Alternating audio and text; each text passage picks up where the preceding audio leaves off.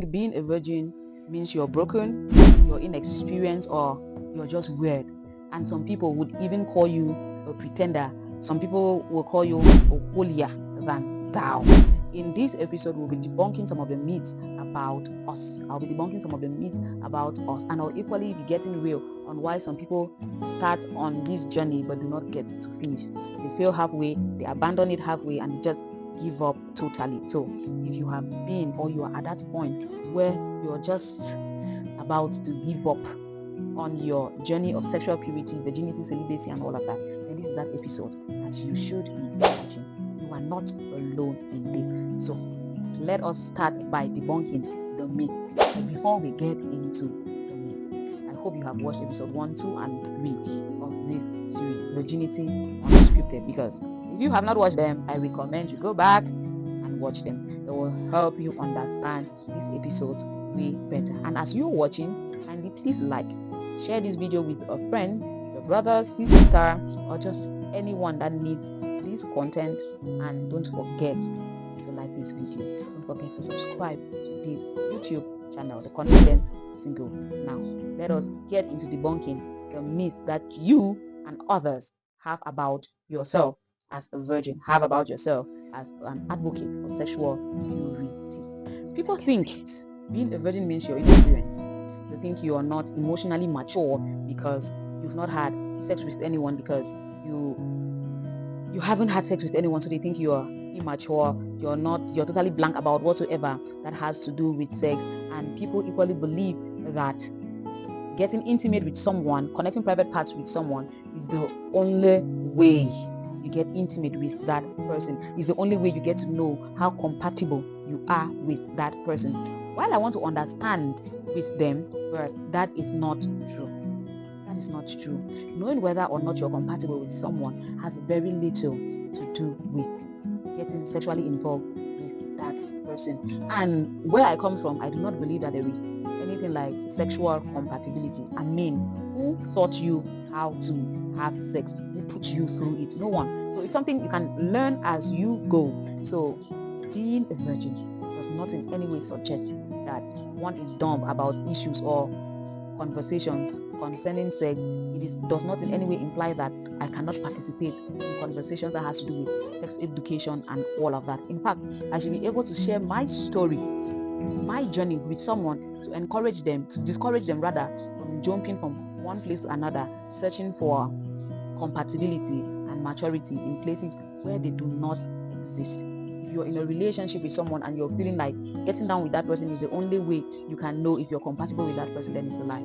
Through honest conversations, having unreserved conversations, you can get to know how compatible you are with this person. The rest you get to know probably when you get married and you practice all of that and all of that. So being a virgin does not in any way mean that you are inexperienced and you cannot participate in conversations that have to do with sex education. And then again, you cannot know whether or not you're compatible with someone. No, it has nothing to do with you having sex with someone. There's nothing like that.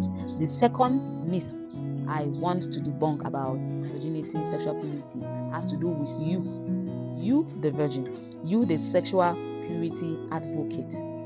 The fact that you are a virgin, hold your ears. The fact that you are a virgin, you're not sleeping around, is not enough reason for God to give you a good husband. It's not a bribe, rather, for God to give you a good husband. It is not. Because a lot of us carry this thing around and we are feeling so entitled. Because I've never known any man, because I've not gotten intimate with any man. Why has God not given me a husband yet? I'm supposed to be married by now. Look at those who are sleeping around. They are having husbands. They're getting married every Saturday, and God is keeping me here. Despite the fact that I've kept my body holy. My body is a temple of the Lord. But still yet, He has refused to give me a husband. God, you owe me a husband. You owe me a husband. God does not owe you a husband simply because you are a virgin. No. If you are a virgin with bad character, my dear, you are not good for marriage. I'm sorry, but I have to say it the way it is. So, while you are keeping yourself chaste, you're obeying the Lord. If you want to get married, it takes way more than virginity to attract a man for yourself, to keep a partner for yourself. Learn other things. And on this very channel, you can learn those things. You can learn how to build yourself into a woman that can attract a good, well-intentioned man. starts with you. Being a virgin does not cut it. Being a virgin is not enough. Practicing celibacy is not enough. Practicing sexual purity is not enough. It takes more. So my dear, God does not owe you a husband because you're practicing sexual purity, because you are a virgin.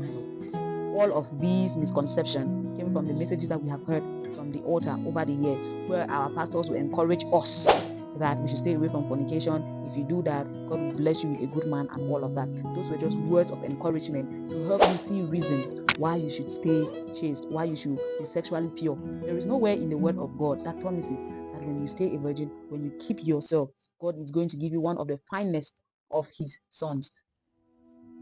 Your bad character, if you're not working on it, I'm beginning to counsel you already. Shake that off. If your virginity is the only thing that you are holding on to for a good husband, then my dear, you're not going to have a good husband. It takes way more than being a virgin to attract and keep a good man. After all, it's not written on your face that I am a virgin. Neither is it written on the back of your dress or in front of on your chest that I am a virgin, I am a virgin, I am a virgin. It's not written. It's not written. If you have bad character as a virgin, work on it. If not, you see the ones you say that are sleeping around every day, they keep getting married every Saturday, and you'll be sitting there. So that is one of the biggest misconceptions I want to clear from your head. You the virgin, from your head, you the sexual puritist. Remove that from your head. God does not owe you a husband because you are a virgin. No. And now to the reason why some of us start out and we don't finish, we fall halfway. The very first thing is your reason for beginning, your reason for choosing to be a virgin.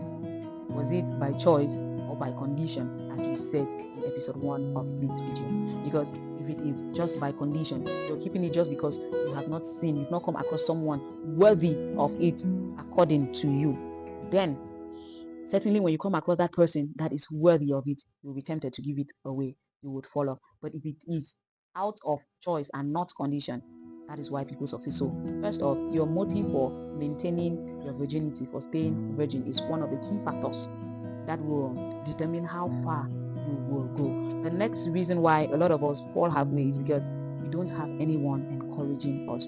We don't have friends, we don't have siblings, we have no one encouraging us that we're on the right path, we're doing the right thing. We have no one encouraging us to hold on. We have just ourselves to rely on. And so when we get to that place where we face a little challenge, we just tend to just give up and we just let it go. So it is very important. I think having encouragers has been one of the things that has kept me grounded, that has kept me going. Like in episode 3, I was sent a shout out to my very best friend. She's been a pillar. Then my other sister, I happen to have a really very good relationship with her. I have a very good relationship with her. I can talk to her about just anything. So during those moments, she's someone I can easily talk to. My best friend too, someone I can easily talk to, and they would encourage me. One source of encouragement too for me has been my presence on social media. My content has to do with all of this relationship, personal development, morality, and all of that. So for me, I have to have lived it before I encourage you to get into it. So I am using myself as the example in my outings, in my content, and all of that. I have lived it. You too can live it. So it gives me that moral backing to talk about these things, and I really love that so much. The fact that I have that moral backing to encourage someone to talk to someone, encourage someone to keep themselves and keep another reason too why a lot of us start out but never finish it, because we have very weak boundaries. We've set very weak boundaries for ourselves. We go to places at times we should not be going to those places. Why are you going to visit a male friend at 10 p.m. in the night? And again, you know very well that this person has a soft spot for you, yet you choose to go visit that person at that ungodly hour. You put yourself in a situation where it would be difficult for you to find an escape route. So what then do you expect? Weak boundaries also is another reason why a lot of us started and we fell off. And there is equally the God has already forgiven me trap. Sometimes you're holding on, you're keeping, at some point you just fling it away and you're like, even if I do it, God will forgive me. Nobody will know. I will do it just this one time. I will pray after that, God will forgive me. But for those that are on the other side already, they will tell you that it never happens just once. If you compromise the first time, you will do it the second time, you will do it the third time, and before you know it, your spirit, your conscience will stop bothering you anytime you get involved, because, well, that act has already become one with your conscience. It no longer sees it as wrong. And also the fact that that act has become one with your conscience and it no longer sees it as wrong. These are a few reasons I know that cause certain people to not finish on this journey. I know there are some that I have left out. It's not coming to my mind. Remember, this is unscripted, but you can, well, help me drop some of the reasons why you think some people start off, but they fall off along the way in the comment section. If you were there, what caused your failure? If you fell off, what happened? How did you try to navigate the situation and all of that? I would really want to hear from you too, so that it doesn't seem like I'm talking to myself. But I know, looking at this camera, I'm talking to myself. I'm practically the only one in the house. I'm the only one in the house as I'm filming this. And I just got back from church and I decided I was going to film this before Monday comes and I jump into my life. So share with me your experience in the comment section. Share this video with someone. Like this video so that YouTube can push it up to people, can distribute it to people who need to watch this particular content. My spirit is telling me that this is for someone. This video is for someone's breakthrough. So please be that channel through which that person comes to see this video. So that has been me unscripted. That has been me sharing with you my journey of virginity unscripted, the way it is.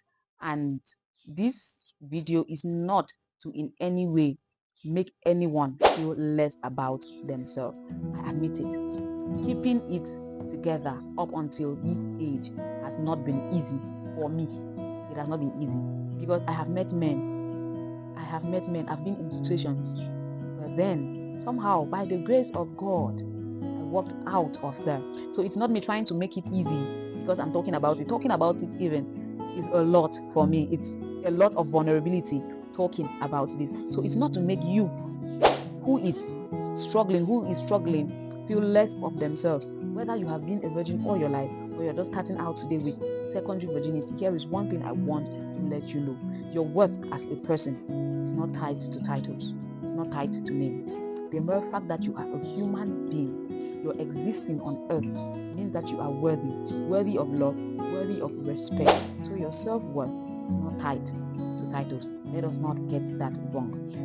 So, to you who is still keeping it together, this is me encouraging you. It is not easy. Even after watching this video, it is still not going to be easy, but it is worth it. It's not easy, but it is worth it. So you who wants to start out, who has made a resolution this year that you want to go back to practicing celibacy and sexual purity, it's a good time for you to start. But I urge that you start with the right mindset. I hope it's not because someone has now broken your heart that you have not decided to say no. Henceforth, I'm in sexual purity, so I'm practicing virginity, I'm practicing celibacy. Secondary virginity is my new place. No, I hope that should not be it. So if that is your reason for wanting to practice celibacy, then trust me, you will fall off when another man comes that you happen to like. So get your reasons straight. And remember, the Bible says, by strength shall no man prevail. It is not by your might, it is not by your power, it is by the grace of God. So rely on the Lord always. Let Him order your steps. Let Him strengthen you. And then again, thank you so much for spending these 4 weeks with me. Like I said, this is the last episode for this series, but I will be reacting to your comments. I'll be making videos to react to your comments as you share them, to react to your stories as you share them. Do not forget to share this video with someone. Like this video, subscribe to the Confidence Single YouTube channel, share this content with someone, and thank you all so much. I remain your girl, Senorita. This is 2026 and we have so much in store for you.